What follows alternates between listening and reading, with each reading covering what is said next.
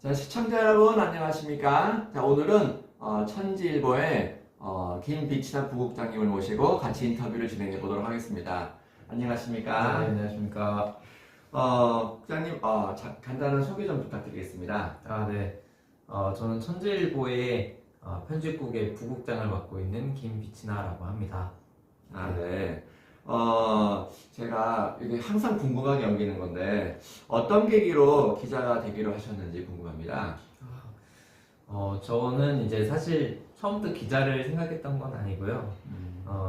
이제 글 쓰는 거를 좋아했고, 그래서 대학교 선배를 통해서 이제 조그마한 이제 언론사를 들어가게 됐는데, 거기서 이게 나의 적성과 너무 잘 맞다라는 생각을 하게 됐고, 그러면 조금 더 큰 물에서 놀아봐야겠다 이런 생각이 이제 서울로 올라와서 언론사에 이제 들어오게 됐습니다. 그렇구나. 그러면 장래에 신문 기자가 되고자 하는 이 학생들이 많이 있을 수 있는데, 네. 그분들께도 어떻게 하면은 기자가 될 수 있는지 도움 말씀 부탁드리겠습니다.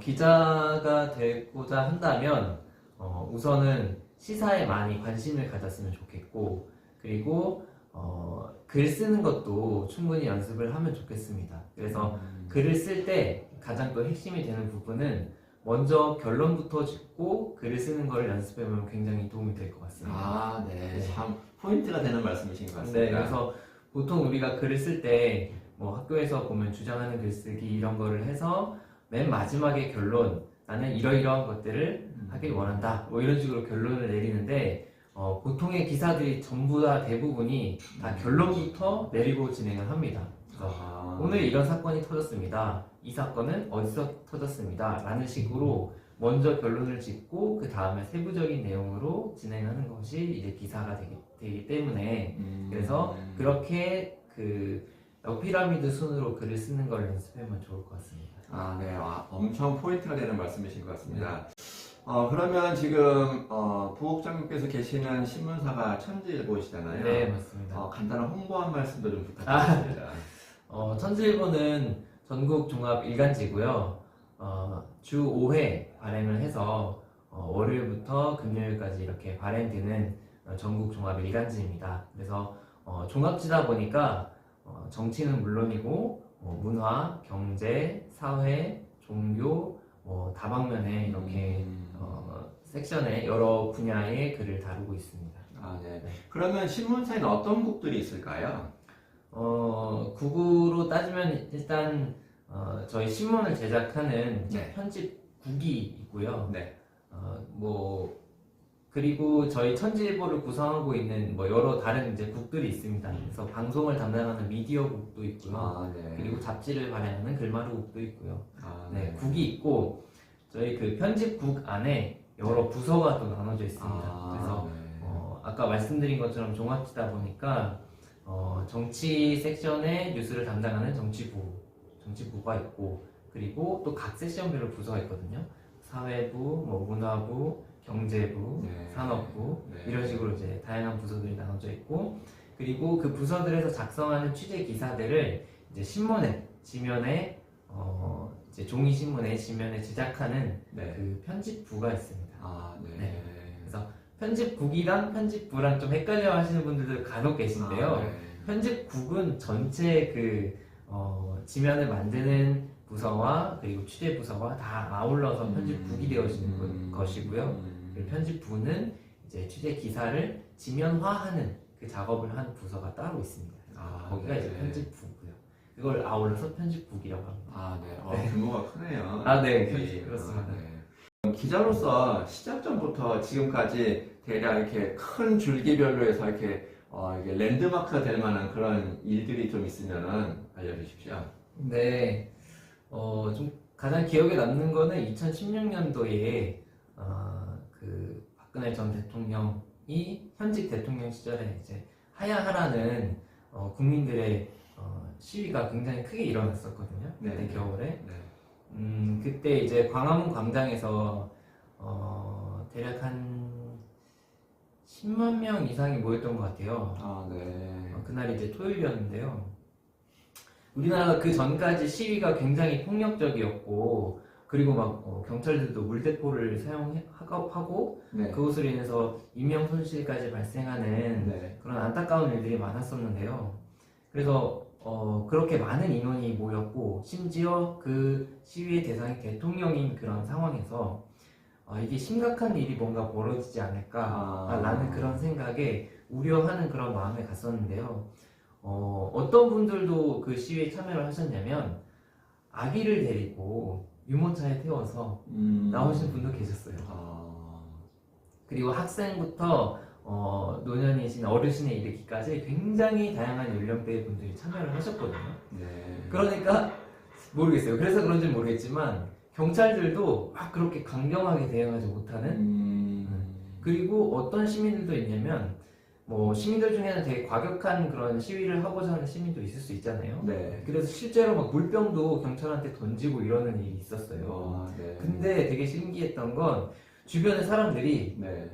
그 사람을 그 물병 던지는 사람 누군지 모르겠지만 네. 그쪽을 향해서 물병 던지지 마세요 이렇게 얘기를 하는 거예요.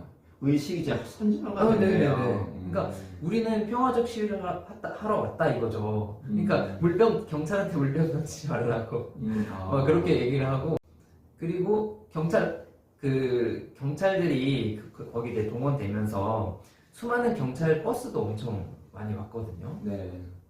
근데 그 버스에 아이들이 붙인 스티커가 있잖아요.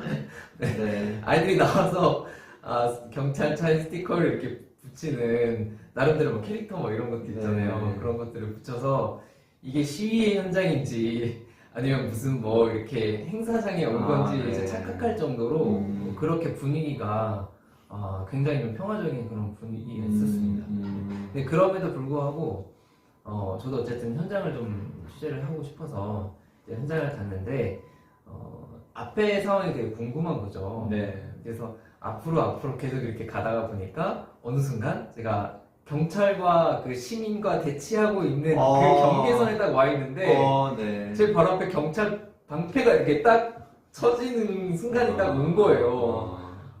아무리 평화적 시위였지만 뒤에 사람들이 밀고 있는 과정이었고 경찰의 방패가 이렇게 앞에 오는 순간 머리가 하얘지더라고요. 네. 그래서 빨리 여길 벗어나야겠다는 생각이 바로 몸을 돌이켜서 네 이렇게 발걸음쳐서 나왔던 기억이 생생한 것 같습니다. 부국장님께서는 기자라는 직업을 한마디로 정의한다면은 어떻게 될까요? 한마디로요? 네. 기자는 이거다! 이런 식으로.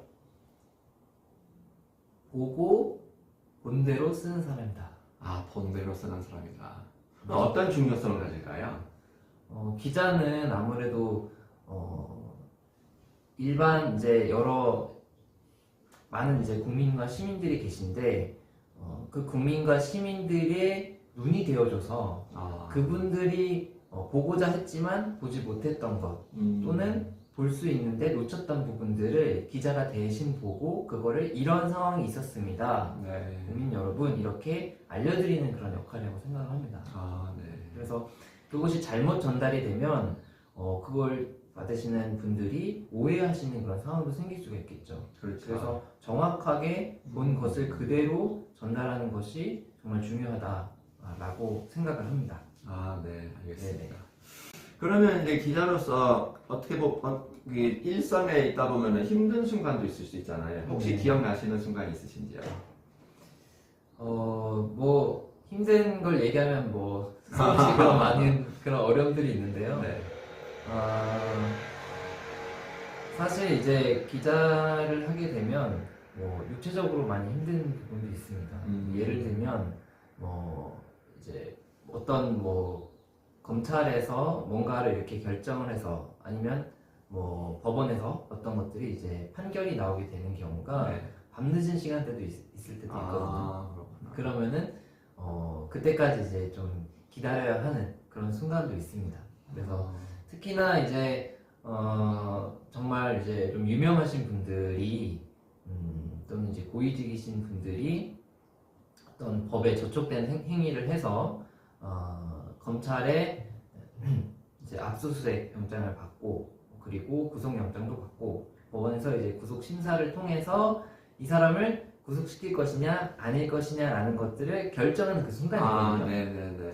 근데 그 순간까지 이분은 이제 그 구치소에 가서 대기를 하게 됩니다. 그 심사를 받고 구속 전 피의자 심사를 받고 그 심사에 대한 판결이 나올 때까지 일단 구치소에서 대기를 하거든요. 근데 만약에 판결에서 기각됐다. 네. 이 사람은 구속시킬 필요가 없다라고 하면 구치소에서 이제 나오게 되는 거고요. 네. 그게 아니면 그대로 그냥 구치소에 있게 되는 겁니다. 그래서 판결이 기각될 수가 있으니 그럼 어떻게 될까요? 구치소를 가서 대기를 하는 거죠. 되게 밤 늦은 시간까지. 근데 그게 이제 뭐 날씨가 뭐 지금도 이제 약간 좀 쌀쌀하긴 한데 뭐 여름이나 뭐 이럴 때 뭐 밤에 그렇게 크게 덥지 않으면 상관이 없지만 한겨울이 되어진다고 하면 거기서 대기하는 시간이 굉장히 이제 고역이 되어진 거죠. 그래서 그런 순간도 이제 많이 힘들었었고요. 그리고 이제 이건 이제 육체적인 고통이고 심리적인 고통은 어떤 부분들이 좀 있냐면 이거는 내가 정말 진실이야 이거 내가 본 거고 사실이야 라고 생각하고서 기사를 썼는데 내가 알지 못하는 부분들이 이제 하나둘씩 발견되어지면서 내가 썼던 것이 오보로 판명이 되었을 때 이때 오는 그 심리적 타격감이 굉장합니다. 그래서 정말 그 삼각 확인이라는 게 있거든요. 그러니까 처음에 정보가 나온 곳, 그리고 그 정보에 대한 어떤 피해를 받을 수 있는 곳, 그리고 그것과는 상관없이 또 객관적으로 바라볼 수 있는 곳, 이렇게 세 곳을 다 아울러서 취재를 해서 정확한 보도가 될 수 있게끔 하는 그 역할을 또 기자가 해줘야 됩니다. 그래서 나름대로의 그 역할들을 다 감당을 해서 내가 기사를 썼다라고 생각했는데 부족했던 부분들이 발견되어지는 거죠. 쉽지 않네요. 네네. 그러면 굉장히 이제 타격이 큽니다. 네. 그렇구나. 그러면 혹시 이게 기자로서 신문 기사 작성 시에 나 이건 꼭 지킨다라는 혹시 원칙이 있으신가요? 원칙이요? 네. 기사 작성할 때 원칙이요? 네. 반론인 것 같습니다. 반론. 반론. 네. 그러니까 모든 기사에 다 반론이 필요한 건 아니에요. 네. 정부에서 어떤 것들을 밝혔다라는 이제 간단한 내용을 이제 전달하는 그 정보성 기사에 대해서는 뭐 굳이 반론할 필요가 없겠죠. 근데 다만 거기에 어떤 뭔가 다툼이 있거나 갈등이 있거나 추가적인 확인이 필요한 것들이 있을 수 있거든요. 네네.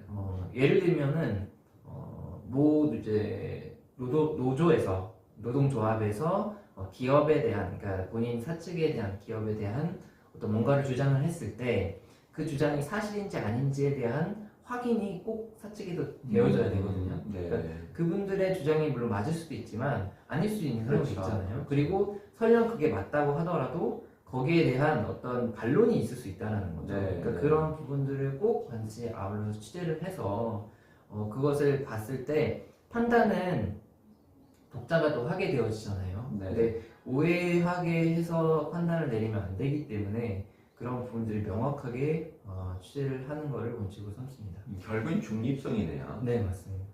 네. 역시 그 중간에서 예편도 아니고 예편도 아니고 공정한다는 게 참 어려울 것 같습니다. 네네. 이게 지금 언론이라는 것이 한국 사회에서 굉장히 막강한 영향력을 갖고 있잖아요. 네. 이 언론사의 사회적인 책임 이런 부분에 대해서는 기자로서 부국장님으로서 어떤 생각을 갖고 계신지요? 제가 그 언론의 이제 굉장한 막강한 힘이라고 말씀을 하셨는데 물론 그것도 이제 맞습니다. 전체 통틀어서 언론의 힘이 이제 막강하긴 하죠. 근데 그 개별 언론사들로 보면은 또 다른 의미가 있거든요. 그래서 언론사들 나름대로의 어떤 그런 공신력이랄까요? 이제 이런 부분들에 있어서는 좀 차이가 좀 있는 부분도 있습니다. 네, 그렇게 되어지고 그 사회적 책임에 대한 부분들은 아까 이제 제가 이제 제 심리적 타격에 대한 부분도 말씀을 드렸는데 그만큼 정말 중요한 부분이 사회적 책임이라고 생각을 합니다. 그래서 내가 어떤 기사를 냈을 때 적어서 이제 보도를 했을 때 그 보도에 대해서 누군가는 정말 심각하게 타격을 입을 수도 있거든요. 네. 그것이 이제 개인이 된다면 개인의 명예가 훼손이 되는 일이 있을 수도 있는 것이고, 네. 그게 어떤 기업이 된다면 그 기업의 명예가 실추되는 일이 될 수도 있는 거죠. 네. 그리고 사회적 책임에는 물론 이제 그런 어떤 잘못된 그 부조리를 지적하는 부분들도 있을 수 있겠지만, 정부의 어떤 정책이나 아니면 시의 시책이라든지 이런 것들이 잘못됐을 때 그것을 꾸짖고 국민들로 하여금 이러이러한 것들이 잘못됐으니 우리가 잘못된 것들을 고쳐나가야 하자, 아니면 그 시정을 보는 분이나 아니면은 뭐 심지어 대통령까지도요, 어떤 그런 뭔가 국민의 시각에서 바르게 고쳐야 되는 그런 부분들이 있다라고 하면은 그것을 글로써 이제 얘기를 해주고 또 그것을 통해서 많은 사람들이 공감하게 되어지고 네. 같이 뭔가 변화를 일으킬 수 있는 부분들이 있기 때문에 그런 쪽에 있어서 사회적 책임이 굉장히 또 중요하다고 생각을 합니다. 무거움이 확 다가오는 것 같습니다. 네. 그렇군요. 그러면 이제 마지막으로 저희 구독자분들과 시청자분들을 위해서 한 말씀 부탁드리겠습니다. 네. 요새 또 많이 유행하는 말 중에 하나가 또 가짜 뉴스라는 말들이 굉장히 또 많이 돌아다니고 있고, 또 이제 가장 최근 들어서는 AI를 활용한 딥페이크라든지 이런 부분들이 많이 또 악용되어져서 사용이 되잖아요. 그래서 그런 것들을 봤을 때 정말 이것이 사실이냐 사실이 아니냐를 판단하는 게 너무나도 중요하다라고 생각이 들고요. 그래서 어떤 뉴스를 접하시던지 간에 이게 과연 그럴까? 이것만 있을까라고 한 번쯤 이렇게 고민을 해보시면서 그렇게 스스로 뉴스를 판별하는 그런 눈을 가지시고 뉴스를 보시면 좋겠다라는 그런 말씀을 드리도록 하겠습니다. 네. 오늘 말씀 대단히 감사합니다. 네. 오늘 시간 내주셔서 감사합니다. 네, 감사합니다.